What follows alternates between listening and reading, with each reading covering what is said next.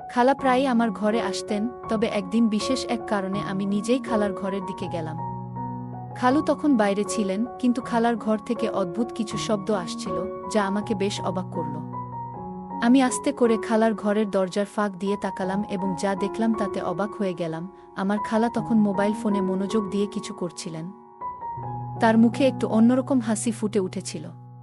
সেই মুহূর্তে আমি কিছুটা অস্বস্তি অনুভব করলাম, কারণ তিনি এমন ধরনের পোশাক পরেছিলেন যা সাধারণত আমি তাকে পরতে দেখি না। এই পরিস্থিতি দেখে আমার মনে প্রশ্ন জাগল, তিনি ফোনে আসলে কি নিয়ে ব্যস্ত ছিলেন? আমার থেকে খালা খুব বেশি বড় ছিলেন না। হয়তো এজন্যই আমি তার অনুভূতিগুলো কিছুটা বুঝতে পেরেছিলাম। তাই আমি ধীরে ধীরে পা টিপে নিজের ঘরে ফিরে গেলাম এবং এমন ভাব করলাম যেন কিছুই বুঝতে পারিনি। তবে আমার মনে হয়েছিল যে খালা একাকিত্বের শিকার এবং কিছু ভুল করছেন। খালু তার জন্য সময় দিতেন না, আর সম্ভবত এই কারণেই তিনি নিজের একাকিত্ব মেটানোর চেষ্টা করছিলেন। আমি তখন নিজের মন থেকে এই ভাবনাগুলো সরিয়ে দিয়েছিলাম, কারণ খালা তো আমায় নিজের বাড়িতে থাকার সুযোগ দিয়েছিলেন। আমি তার ব্যক্তিগত বিষয়ে জড়াতে চাইনি। তবে আমি কি জানতাম আমার সাথে এমন কিছু ঘটবে?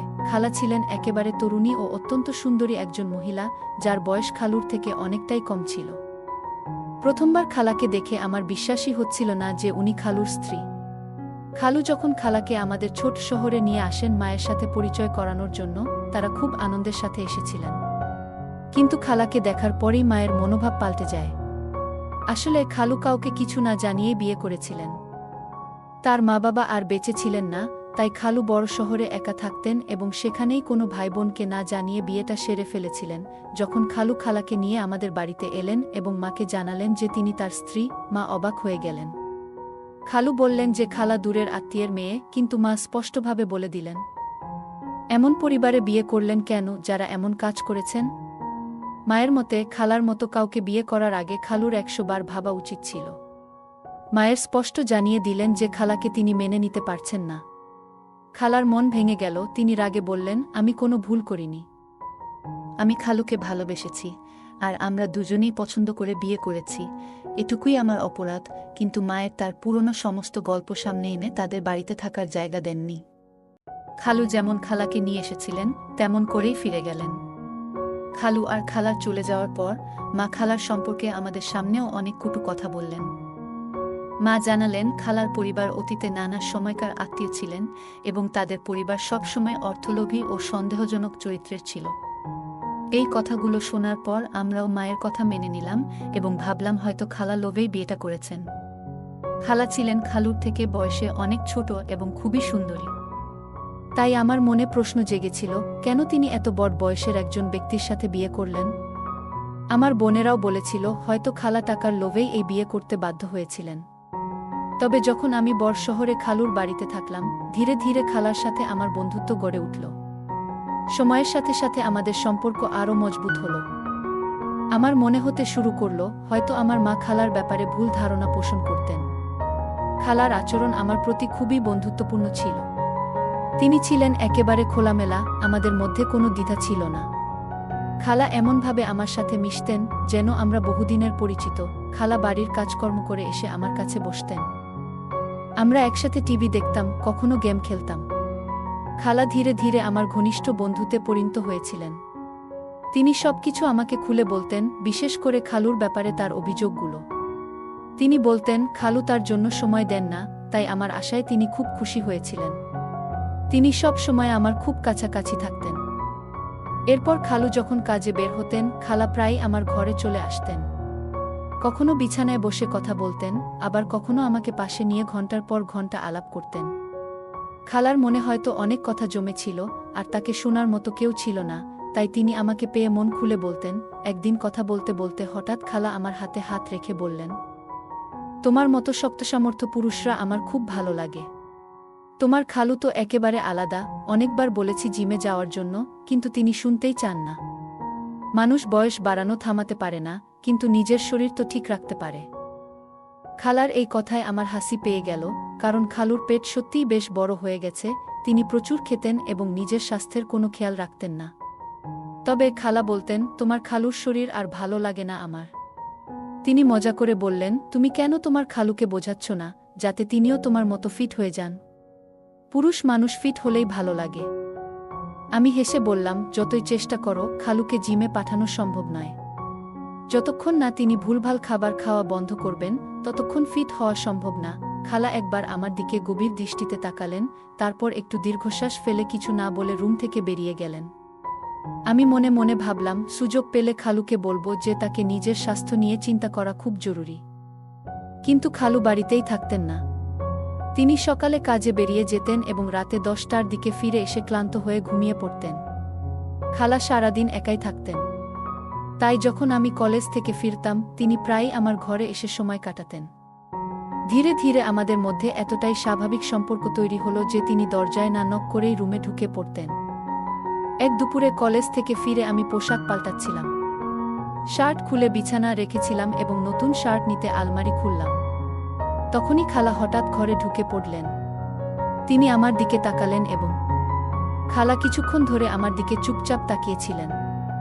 আমি অবাক হয়ে বললাম, খালা, কিছু বলবেন? তিনি মৃদু হেসে আমার দিকে কয়েক পা এগিয়ে এলেন এবং কাছে এসে বললেন, রাহুল, তোমার সাহায্য দরকার। তার কথা শুনে আমি বিস্মিত হয়ে জিজ্ঞেস করলাম, জবি খালা, কি করতে হবে?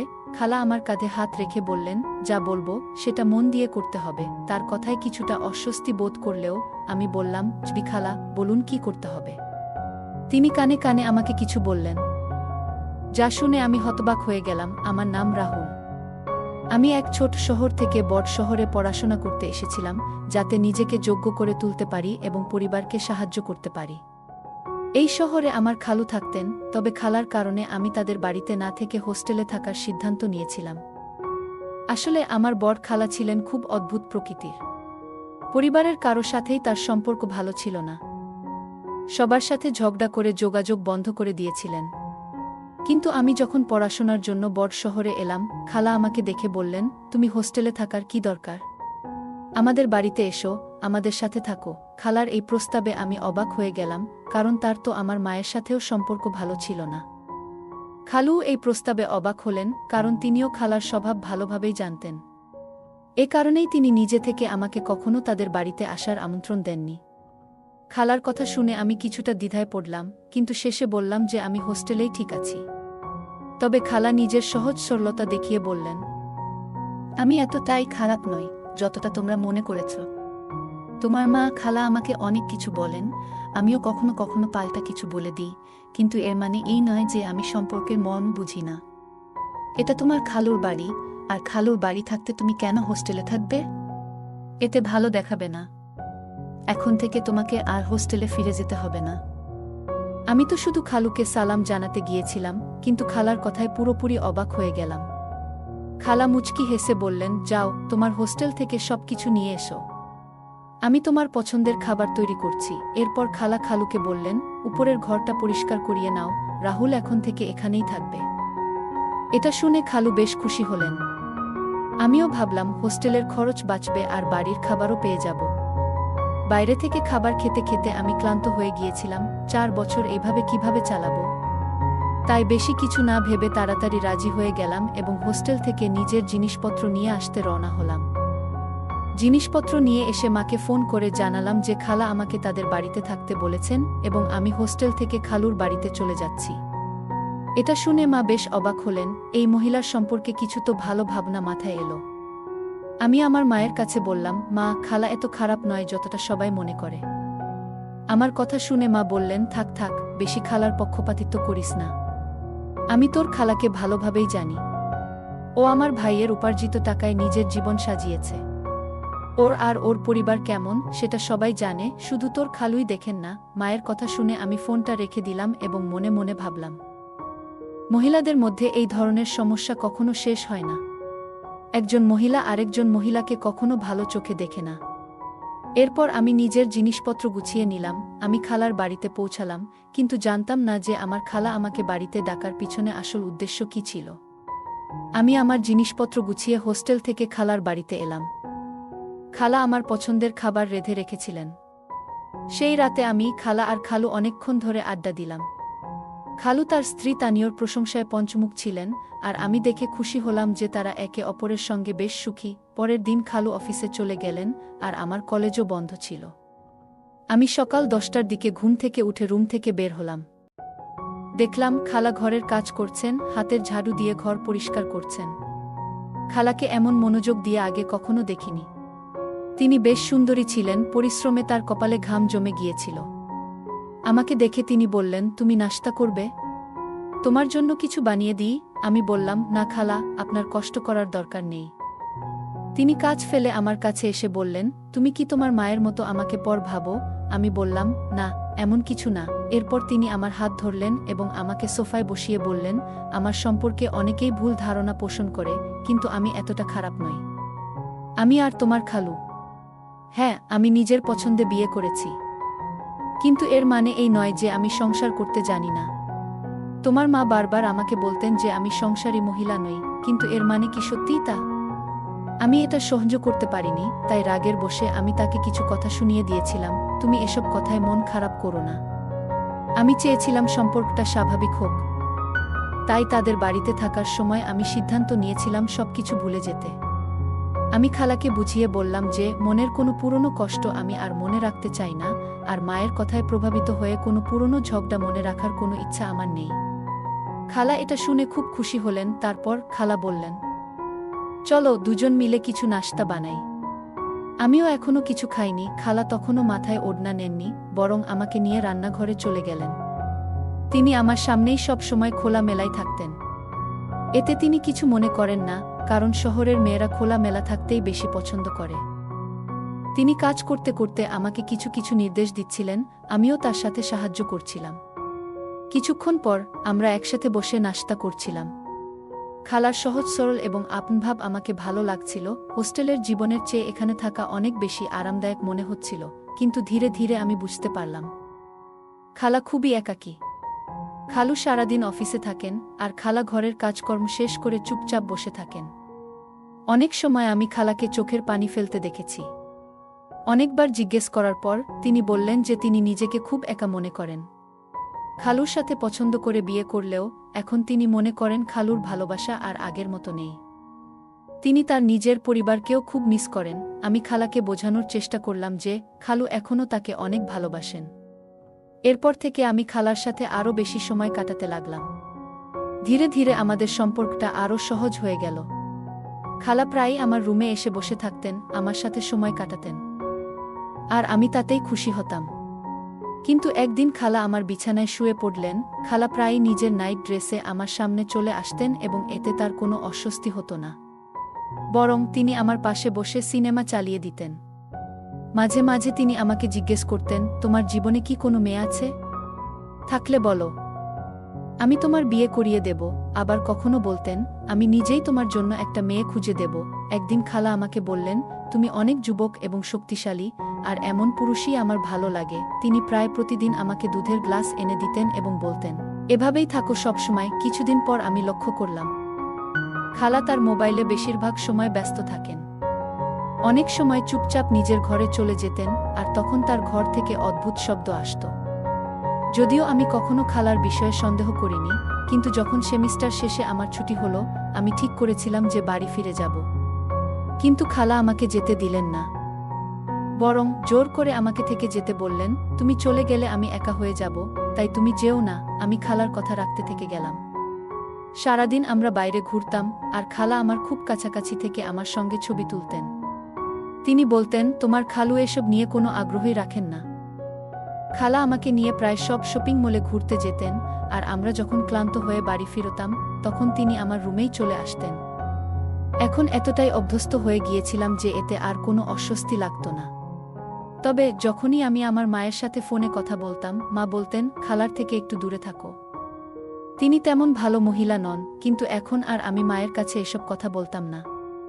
আমার মনে হতো মা আসলে খালার প্রতি হিংসার কারণেই এসব বলছেন, কারণ খালুর তো ভালো চাকরি ছিল। বিয়ের আগে খালু তার ভাইবোনদের জন্য অনেক খরচ করতেন, কিন্তু বিয়ের পর খালার জন্যই সবকিছু করেছিলেন। হয়তো এই কারণেই আমার মা খালাকে পছন্দ করতেন না। কিন্তু আমি খালার মধ্যে তেমন কোনো খারাপ কিছু দেখতে পাইনি। খালু আমাদের প্রচুর টাকা দিতেন, কারণ বিয়ের আগে তিনি তার সব রোজগার ভাইবোন ও তাদের সন্তানদের জন্য খরচ করতেন। সম্ভবত এই কারণেই তাদের কেউ খালুর বিয়ের দিকে মনোযোগ দেয়নি। খালার সাথে সময় কাটানো আমার জন্য খুব ভালো লাগত, আর ছুটির দিনগুলোও দ্রুত কেটে যাচ্ছিল। আমার মা আমাকে বারবার ডাকছিলেন, কিন্তু আমি আর ফিরে যাইনি। আমি বলেছিলাম আমি এখানে বন্ধুদের সঙ্গে আছি। কলেজ পুনরায় শুরু হওয়ার পর একদিন আমি ক্লাস থেকে ফিরে এসে আমার ইউনিফর্মের শার্ট খুলে বিছানা রাখলাম এবং অন্য জামা খুঁজছিলাম। সেই সময় খালা হঠাৎ ঘরে প্রবেশ করলেন। আমাকে শার্ট ছাড়া দেখে তিনি হাসি দিয়ে বললেন, তুমি জামাগুলো তো ছড়িয়ে ছিটিয়ে রাখছ কেন? তারপর তিনি নিজের ওড়না ঠিক করতে করতে বললেন, তাড়াতাড়ি করো, একটু সাহায্য দরকার, শার্টটা ঠিক করে দাও। আমি অবাক হয়ে বললাম, কি হয়েছে খালা? খালা বললেন, আর কিছু নয়, আমার জামার চেইনটা আটকে গেছে, একটু সাহায্য করবে? আমি খালার কথা মতো চেইনটা ঠিক করতে এগিয়ে গেলাম। হঠাৎ খালা পিছনে ঘুরে আমাকে কাছে টেনে নিলেন। আমি অবাক হয়ে গেলাম এবং একটু ঘাবড়ে গেলাম, বুঝতে পারছিলাম না কি ঘটছে। তখনই খালুর গম্ভীর কণ্ঠ ভেসে এলো। এখানে কি চলছে? খালুর কণ্ঠ শুনেই আমি তাড়াতাড়ি দূরে সরে গেলাম। খালাও দ্রুত উঠে দাঁড়ালেন আর তার জামার চেইন খোলা থাকায় সেটা ঠিক করতে লাগলেন। খালা খালুর সামনে পড়েই কান্নাকাটি শুরু করে দিলেন এবং তাকে শক্ত করে জড়িয়ে ধরলেন। তিনি বলতে লাগলেন, আমি তো ওকে আপনার ভাগ্নে ভেবে বাড়িতে জায়গা দিয়েছিলাম, তার যত্ন নিয়েছি, কিন্তু দেখুন, ও আমার মান সম্মানের শত্রু হয়ে উঠেছে। দেখুন তো, ও আমার শার্টটাও পুরো নষ্ট করে দিয়েছে। এটা বলেই তিনি নিজের শার্টের দিকে ইশারা করলেন, যা কিছুটা ছেঁড়া ছিল। তারপর খালা বলতে লাগলেন, আমি আপনাকে অনেকবার বলার চেষ্টা করেছি যে ওর মনোভাব ভালো না, কিন্তু সাহস পাইনি। ভয় ছিল আপনি আমার কথায় বিশ্বাস করবেন না, উল্টে আমাকেই ভুল বুঝবেন। তাছাড়া আপনার পরিবারের লোকজন তো আগেই আমাকে ভালোভাবে নেয় না। যদি এই ঘটনা কাউকে জানানো হয় তাহলে সবাই আমাকে দোষ দেবে। আমি তো সবকিছু সঠিকভাবে করার চেষ্টা করছিলাম, কিন্তু ফেঁসে গিয়েছি। এরপর খালা নিজের মোবাইল ফোন বের করে সেই ছবিগুলো দেখালেন, যা তিনি নিজেই আমার সঙ্গে ঘনিষ্ঠভাবে তুলেছিলেন। খালা বললেন, ও এই ধরনের কাজ অনেক দিন ধরেই করে আসছে, কিন্তু আমি উপেক্ষা করেছি। আজ তো ও সব সীমা ছাড়িয়ে গেছে। আপনার বোন নিজেকে অনেক সম্মানিত বলে দাবি করেন, কিন্তু তার ছেলেকে তিনি মহিলাদের সম্মান করতে শেখাননি। আমাকে সবসময় বদনাম করে, খারাপ কথা বলে এড়িয়ে চলে, আর তার ছেলে এমন কাজ করছে, অথচ তাকে কোনো খবরই নেই। এই কথা শুনে খালু রেগে গিয়ে আমার কাছে এসে এক চড় মারলেন এবং বললেন, তোমার মা সবসময় আমার স্ত্রীকে খারাপ চরিত্রের বলে এসেছে, কিন্তু নিজের ছেলেকে কিভাবে মানুষ করেছেন তা কি চোখে পড়ে না? এখনই আমার বাড়ি থেকে বের হয়ে যাও। তারপর খালু আমার সামনে থেকেই আমার মায়ের কাছে ফোন করলেন এবং বললেন, তোমার ছেলেটা আমার স্ত্রীর সম্মানের উপর আঘাত হেনেছে। তিনি আমার মা সম্পর্কে খারাপ মন্তব্য করে ফোন কেটে দিয়ে নিজের ঘরে চলে গেলেন। আমার খালা কাঁদতে কাঁদতে তার পেছনে চলে গেলেন। সবকিছু এত তাড়াতাড়ি ঘটে গেল যে আমি কিছু বুঝে ওঠার আগেই নিজেকে দোষমুক্ত করার জন্য কিছুই বলতে পারলাম না। খালু আর আমার সঙ্গে কোনো কথাই বলতে চাইছিলেন না। আমি কান্না করতে করতে আমার জিনিসপত্র গুছাতে লাগলাম। কিছুক্ষণ পর খালা চুপিসারে আমার ঘরে ঢুকলেন। আলমারির পাশে ঠেস দিয়ে দাঁড়িয়ে হেসে বললেন, তোমার মা সবসময় আমাকে খারাপ পরিবারের মেয়ে বলে অপমান করেছে, আমার চরিত্র নিয়ে কথা বলেছে। অথচ আমার একমাত্র দোষ ছিল, আমি প্রেম করে বাড়ি থেকে পালিয়ে বিয়ে করেছিলাম। এখন দেখো কিভাবে তোমাকে খারাপ চরিত্রের হিসেবে খালুর সামনে দাঁড় করিয়ে দিলাম। এখন তোমার মা বুঝবে বিনা কারণে কাউকে দোষ দিলে তার উপর কিভাবে বিপদ আসে। আমি তো বিয়ে করেছি, কিন্তু তোমার উপর যে অভিযোগ উঠেছে সেটা তো খুব ভয়ানক। সারা জীবন এই কলঙ্ক কখনো ধুতে পারবে না। তোমার মামা এখন তোমার সমস্ত আত্মীয়দের ফোন করে তোমার কাজকর্মের কথা বলছেন। এবার কিভাবে পরিবারের মধ্যে মুখ দেখাবে? আর তোমার মা কিভাবে সবাইকে জবাব দেবেন সেটা আমি দেখতে চাই। এ কথা বলে খালা হেসে ঘর থেকে বেরিয়ে গেলেন, আর আমি যেন মাটির নিচে তলিয়ে গেলাম। তখনই আমার মাথায় এলো, এটা সবই আমার মায়ের সাথে শোধ নেওয়ার জন্য ছিল। তারা ভালোর মুখোশ পরেছিলেন, কিন্তু ভিতরে ভিতরে প্রতিশোধের আগুন পুষেছিলেন। তবে কোথাও আমার এবং আমার মায়েরও ভুল ছিল। কেন আমি আমার যুবতী খালার কাছাকাছি গিয়েছিলাম? কেন আমি তাকে এমন সুযোগ দিয়েছিলাম?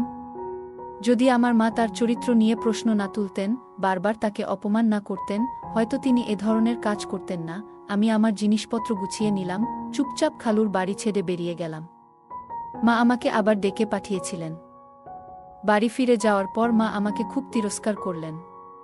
আমি মাকে পুরো ঘটনা খুলে বললাম, কিন্তু তিনি বললেন, তোমার কথায় কেউ বিশ্বাস করবে না, কারণ তোমার খালু সবাইকে বলছেন যে তিনি নিজে তোমাকে সব দেখেছেন।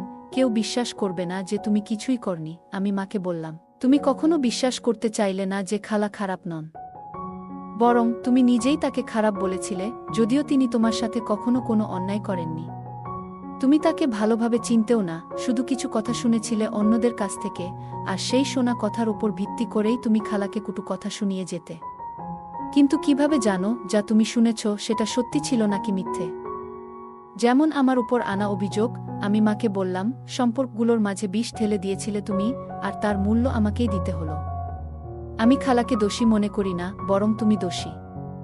আমি কখনো খালার মধ্যে লোভ বা খারাপ কিছু দেখিনি, এমনকি খালুর সাথেও তার কোনো খারাপ আচরণ চোখে পড়েনি। তবে তোমাদের কথাবার্তার কারণে হয়তো তিনি একটু কঠোর ছিলেন খালুর প্রতি। আমার কথা শুনে মা চুপ করে গেলেন। গল্পটি আমাদের শেখায় যে পারিবারিক সম্পর্কের মধ্যে যোগাযোগ ও বোঝাপড়া কতটা গুরুত্বপূর্ণ। গল্পের গুরুত্ব আমাদের জীবনে অত্যন্ত গভীর ও বহুমুখী। এটি শুধু বিনোদনের উৎস নয়, বরং শিক্ষা, অভিজ্ঞতা বিনিময় এবং সমাজে ইতিবাচক পরিবর্তন আনার একটি শক্তিশালী মাধ্যম। প্রতিটি গল্প আমাদের নতুন দৃষ্টিভঙ্গি, শিক্ষা এবং অভিজ্ঞতার সঙ্গে পরিচয় করিয়ে দেয়, যা আমাদের জীবনকে নতুন আলোতে দেখতে সাহায্য করে। এভাবে গল্প আমাদের সমাজ, সংস্কৃতি এবং ব্যক্তিগত বিকাশের একটি অবিচ্ছেদ্য অংশ হয়ে ওঠে। তাই আমাদের উচিত গল্প বলার ও শোনার এই শিল্পকে কেবল রক্ষা করা নয়, বরং সেটিকে আরও বিকশিত করা। এর মাধ্যমে আমরা আমাদের চিন্তা প্রসারিত করতে পারব, অনুভূতিকে আরও গভীর করতে পারব এবং পারস্পরিক সংহতির বন্ধনকে শক্তিশালী করতে পারব। বন্ধুরা, যদি এই গল্পটি ভালো লেগে থাকে, তাহলে দয়া করে ভিডিওটি লাইক করুন এবং আমাদের চ্যানেলটি সাবস্ক্রাইব করুন। পাশে থাকা বেল আইকনটি প্রেস করুন, যাতে করে আমরা যখনই নতুন ভিডিও আপলোড করি তার নোটিফিকেশন সবার আগে আপনার কাছে পৌঁছে যায়। ধন্যবাদ, দেখা হবে আমাদের পরবর্তী ভিডিওতে।